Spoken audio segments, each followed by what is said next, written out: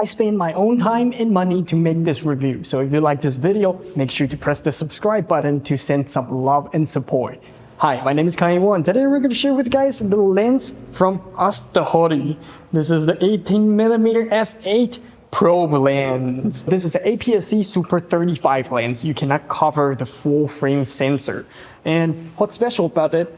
We have an f8 on the probe lens. Usually a probe lens we have a smaller aperture, but this is slightly bigger, f8 wide open. So let's start the image quality test. The image quality is a little bit complicated with this probe lens set because we have a 90-degree probe, we have a straight probe, and if we focus at the macro distance and compare it with the further distance, the image quality will look slightly different. So we have 4 different sets of image. So 90-degree probe, macro and further distance, and straight probe, macro and further distance. So let's get started. Let's start with the straight probe lens. At macro shot, it's already super sharp even at wide open aperture, f8. The best quality range is around f8 to f14. Above f14, the image will start to fall apart. At further distance, stop down the aperture will keep improving the image quality. At f14, we have the best image quality. Above f14, it will start to fall apart. Aperture wide open will have slightly warmer color shift. At macro distance, we have fantastic chromatic aberration control. At further distance, only the biggest aperture and smallest aperture have slightly chromatic aberration visible, with other aperture size in between have very good chromatic aberration control. Spherical aberration keep improving if you stop down the aperture. The minimal spherical aberration is at f14. Above f14, it will start to fall apart. The star flare looks sharp and long. The lens flare is well controlled with minimal ghosting. This is the out of focus bokeh in focus breathing test. Next, we're going to test the 90-degree probe lens. At macro distance, the image looks really sharp even at wide open aperture. We have the best image quality from f8 to f14. Above f14, the image will start to fall apart. At further distance, stop down the aperture will improve the image quality. At f14, we have the best image quality. Above f14, the image will start to fall apart. Aperture wide open, we have some warmer color shift. At macro distance, we have slightly visible chromatic aberration throughout the aperture range. Stop down the aperture doesn't fix or improve the chromatic aberration. Further distance chromatic aberration is pretty obvious throughout the range. And also stop down the aperture doesn't improve or fix the chromatic aberration. At macro distance, the spherical aberration is minimal even at wide open aperture. It's well controlled from f8 to f14. Above f14, the image will start to fall apart. At further distance, the minimal spherical aberration is at f14. Above or under f14, the spherical aberration is pretty noticeable. The star flare looks blurry in the center, and the tip of the star flare is not that sharp. The lens flare looks well controlled, smooth and pleasant, and we don't have harsh ghosting in the image. This is the out of focus bokeh in focus breathing test. Cool ways to use this lens,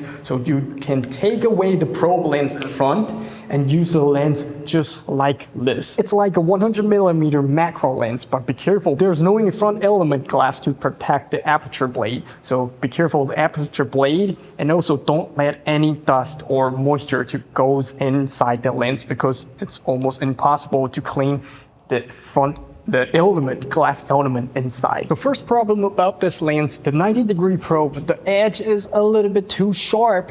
I just keep hitting and hurt myself with this sharp edge. It's just too sharp. I hope next version, or they can have like a curve, a little bit curved, because the housing is made out of aluminum. It's really easy to scratch the surface of the product you're shooting or just hurt yourself. I think I would just sandpaper these edges to make it a little bit dull to prevent future unfortunate thing to happen again. There's another problem because the lens diameter is dramatically different. So this is a lens mount and this is a focusing ring. The gear is so inward, the diameter is so small because both of my focusing gears, they will not perfectly engage. This probe lens set is pretty fun to play because you can get those perspectives that you never seen before. And I think this is the most affordable probe lens you can get on the market right now. So will you pick one up to have some fun with it? Leave a comment below. And if you have any questions, just leave a comment below. I will reply to all of them. Thanks for watching.